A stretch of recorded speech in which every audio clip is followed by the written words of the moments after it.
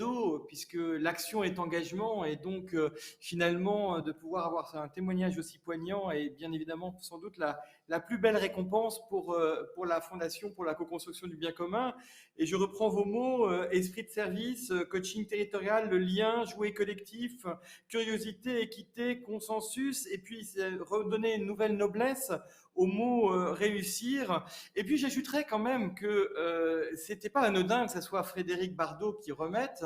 Et donc, comme Frédéric Bardot a remis, il a rajouté un neuvième mot, hein, qui est celui de l'agilité. Merci à la technique d'avoir été agile en inversant les choses. Et Frédéric, merci parce que tu nous as rappelé quelque chose qui est très important. C'est que c'est pas parce qu'on est un cèdre du Liban planté pour 100 ans qu'on peut pas être agile. Et ça fait une très belle transition, cette agilité, vers deux autres mots importants que sont ceux de l'alliance et de la confiance. Et pour les incarner, parce qu'elle les a écrits avec un magnifique livre, qui de mieux qu'Elena Lassida, qui était l'artisan du bien commun de la promotion 2018, pour remettre finalement cette reconnaissance aux femmes et aux hommes qui ont été cette année distingués comme étant celles et ceux qui, grâce à eux, l'action était vraiment un engagement.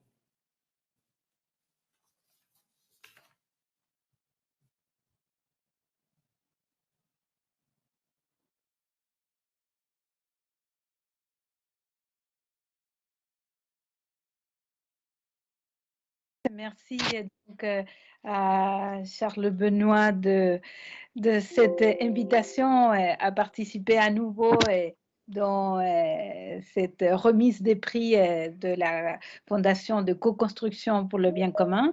Et je suis très, très heureuse et honorée justement d'être à mon tour passage de relais pour ces prix de artisans du bien commun. Donc voilà, je dirais que pour dire un petit peu quelques mots sur ce que c'est pour moi être artisan du bien commun, pour moi c'est avant tout un être, une femme, un homme qui est un être de lien. C'est quelqu'un qui va relier, parce que quand on parle du bien commun, souvent on pense au bien nécessaire pour avoir une vie digne. Donc on pense que travailler pour le bien commun, c'est avant tout travailler pour l'accès au bien. Et je pense que c'est évidemment une dimension importante, mais que travailler pour le bien commun, c'est avant tout construire des liens. Ça fait écho, tout à l'heure, j'entendais Vincent Godbout qui avait choisi aussi ce mot de lien pour parler de à quel point le lien est vital pour, par exemple, les personnes qui sont à la recherche d'emploi. Donc, je pense que le bien commun est avant tout quelque chose qui permet de construire le vivre ensemble, quelque chose qui permet que chaque personne, je dirais chaque être vivant, puisse avoir une place dans notre maison commune, dans notre terre commune, et une place et qu'il puisse être relié à tous les autres êtres qui habitent cette même maison. Donc voilà, hommes et femmes de lien, et je dirais que travailler pour le bien commun, c'est à la fois délier et relier. Délier parce que je pense qu'il voilà, il faut délier tout ce qui cloisonne, tout ce qui stigmatise, tout ce qui enferme. Et il faut délier et déconstruire tous les liens qui sont des liens de soumission, de dépendance, de maltraitance. Et au contraire, il faut relier, il faut créer des liens qui justement habilitent à chacun à développer le mieux de soi-même, des liens qui justement sont des vrais liens d'interdépendance où chacun se sent qui a quelque chose à donner et à recevoir des autres. Donc voilà quelques mots pour dire un petit peu qu'est-ce que c'est pour moi être artisan du bien commun. Et donc, je vais donc appeler les trois personnes qui vont recevoir cette distinction. Alors, nous, à la différence, je pense, du Cèdre du Liban, nous sommes moins nombreux parce qu'on est trois. Ils sont trois personnes, mais majorité des femmes. On a deux femmes et un homme. Et donc, voilà, je vais commencer par appeler Frédéric Bedos. Donc, Frédéric elle est journaliste, producteur, réalisatrice et surtout, voilà, elle a créé un projet avec un titre très beau. C'est le projet Imagine. Et c'est une ONG d'information qui vise à créer un mouvement d'engagement citoyen à travers des films et à travers des programmes qui accompagnent vers l'action, et ceci autant au niveau des écoles, des entreprises, des villes, des prisons, etc. Donc, et je dirais que Frédéric Bedos répond bien à la définition que je viens de donner d'artisan du bien commun, parce que, en tout cas déjà, ce titre qu'elle a donné au projet Imagine, pour moi, ça renvoie à l'idée de délier, de relier. Elle délie quelque chose que pour moi est fondamental, que c'est l'imagination, l'imaginaire. Il faut libérer l'imaginaire pour créer des nouveaux possibles. Et elle relie parce que justement, elle rassemble des efforts, des gens qui veulent justement s'engager pour construire une société plus inclusive et plus durable. Donc, Frédéric, je vous passe la parole pour nous partager le mot que vous avez choisi en écho à cette distinction des artisans du bien commun. Merci, merci beaucoup. Vous m'entendez bien, ça va ? Oui, super. Bah, écoutez, en fait, je suis en direct de l'abbaye aux Dames à Caen, où se déroule le Forum mondial Normandie pour la paix. Il se trouve que mon ONG, le projet Imagine, fait partie de l'organisation dès l'origine de ce forum. On est déjà à la 3e édition.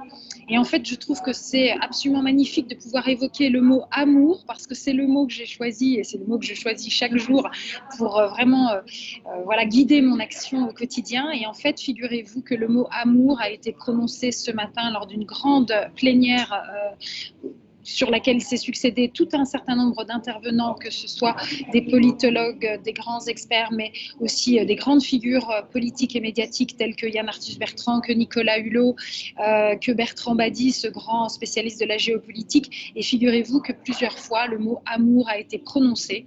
Parce qu'effectivement, tout le monde constate qu'aujourd'hui, voilà, les enjeux mondiaux deviennent énormes et surtout sont mondialisés.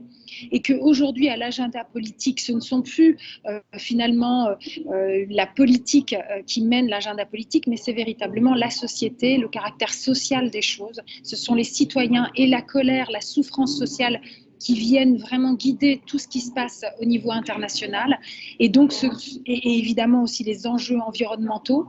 Et donc ce que l'on est en train de voir, c'est qu'aujourd'hui, la solidarité doit se faire à tout prix. Il en va véritablement de notre survie.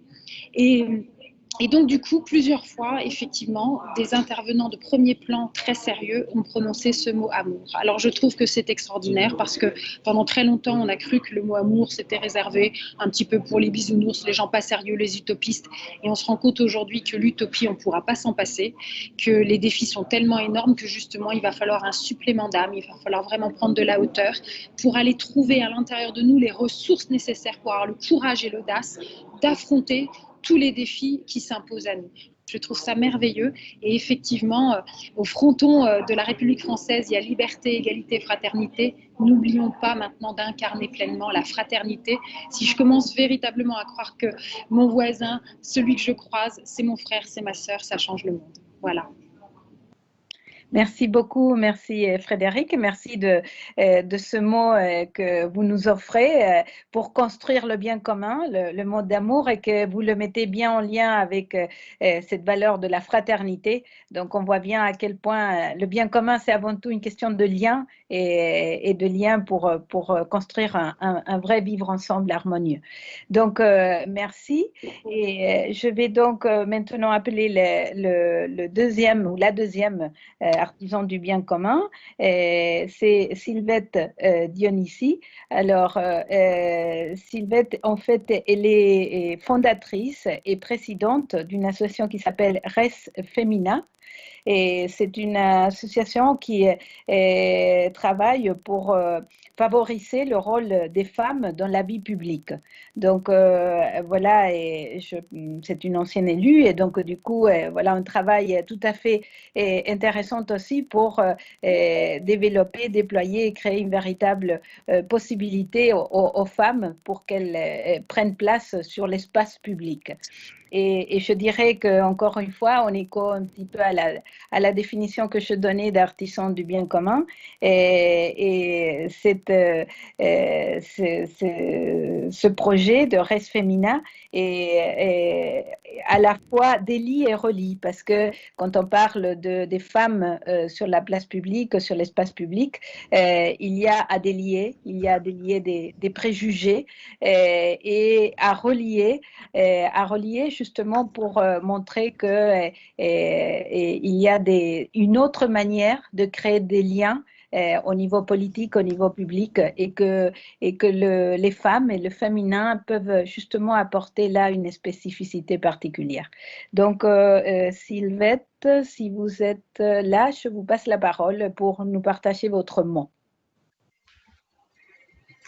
Voilà, je pense que vous m'entendez. Oui, très bien. Bon, merci tout d'abord d'avoir aussi bien compris et synthétisé mon projet. D'autre part, je me réjouis bien sûr qu'il y ait une majorité de femmes distinguées dans cette catégorie. Donc, c'est un plaisir pour moi, bien sûr, et un honneur de parler de l'initiative que j'ai prise maintenant, voilà, 10 ans, de créer l'association Res Femina, la République au féminin. Donc, c'est une initiative qui est récompensée aujourd'hui dans la catégorie, la très belle catégorie artisan du bien commun et qui me va droit au cœur. Merci en tous les cas pour cette reconnaissance et pour la confiance surtout que vous me témoignez à travers cette distinction. Alors, cette courte prise de parole va s'illustrer par le choix d'un mot, et je dirais que le mot qui s'est tout naturellement imposé à moi, et il en a été beaucoup question aujourd'hui, du moins dans le premier atelier auquel j'appartenais, c'est le mot engagement.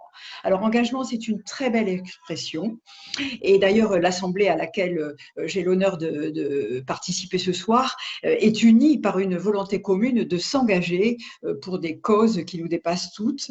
Alors, engagement, c'est une très belle expression qui résume d'abord mon parcours personnel, qui est un parcours d'engagement. Ma vie est un ensemble d'engagements, il est omniprésent chez moi, et surtout, ce mot résume l'intention de mon initiative. En effet, l'association Res Femina qui promeut l'engagement des femmes dans la sphère publique et politique, mais également l'engagement autour des valeurs portées par les femmes, ce qui me paraît essentiel. Donc l'engagement est vraiment le fil rouge et notre fil rouge. L'association porte en elle la culture de l'engagement et la recherche du bien commun qui est consubstantielle à cette culture.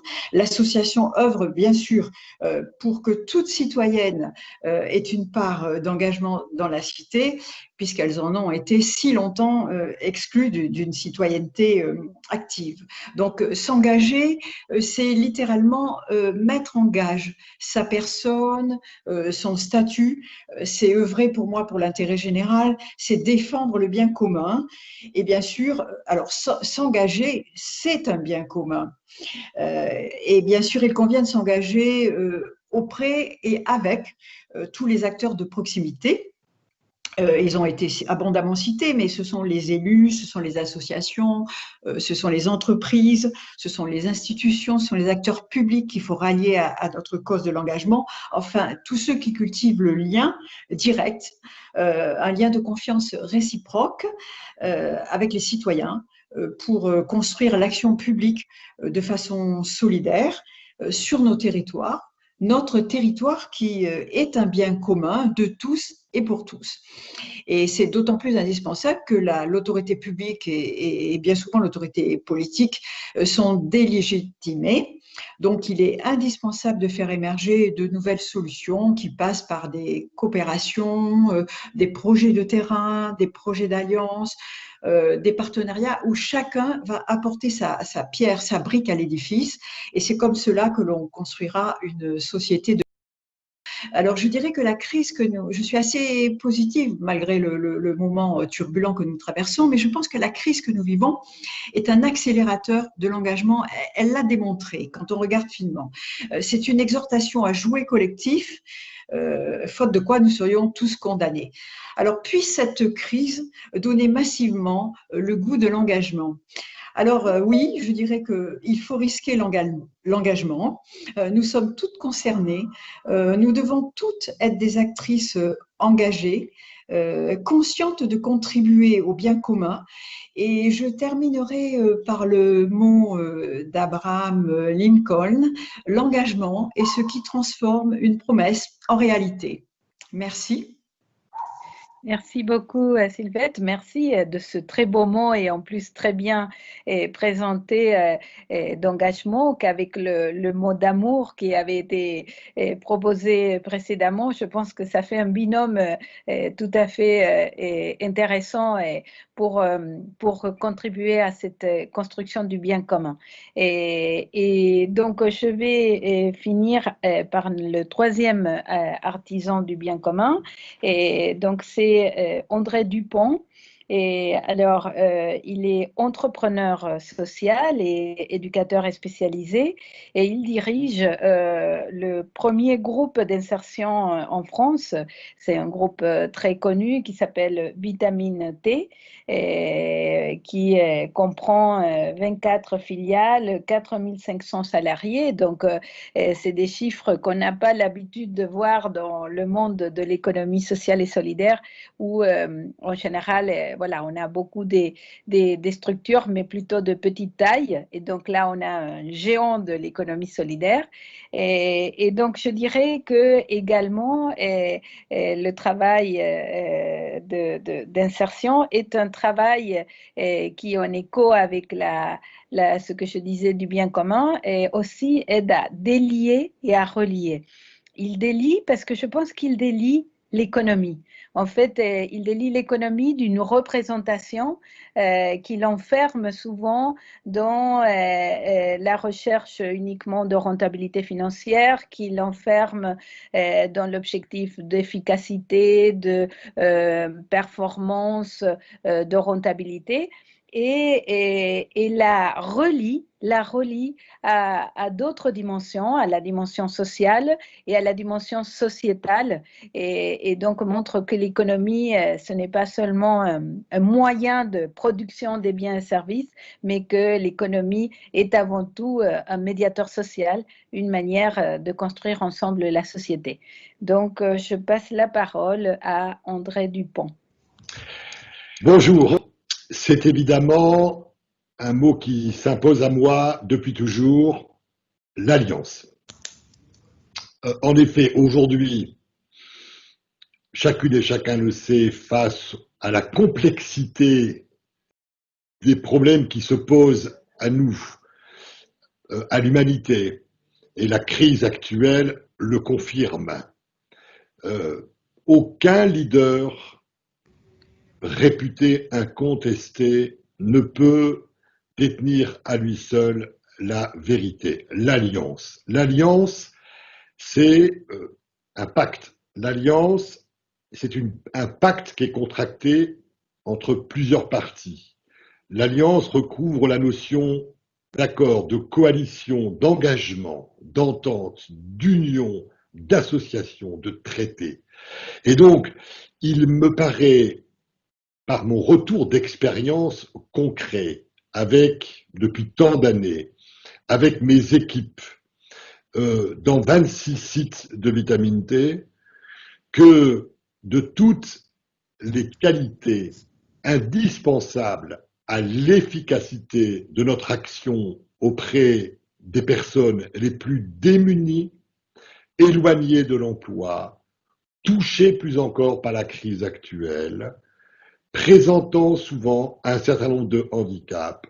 La qualité indispensable est celle de l'alliance entre des acteurs sociaux dont je suis et des acteurs institutionnels, publics et économiques. Seule l'alliance, non pas décrétée mais opérationnelle, peut permettre la confiance pour réussir. Et la confiance, il faut l'inspirer pour être efficace. Merci, merci beaucoup. Et donc voilà, et merci à Frédéric, à Sylvette et à André. Et merci de ces 3 mots qu'on a reçus, amour, engagement et alliance, qui me semblent résonnent l'un avec l'autre et justement donnent une image de ce qui peut être ce bien commun que nous cherchons tous à construire. Merci beaucoup. Merci beaucoup, Elena Lassida, pour avoir animé ce temps. Alors, le sens, c'est à la fois une direction et des valeurs. Donc, comme vous le disiez si justement, l'amour, l'engagement, l'alliance, quoi de mieux finalement pour nous donner ce sens qui nous aidera à co-construire le bien commun.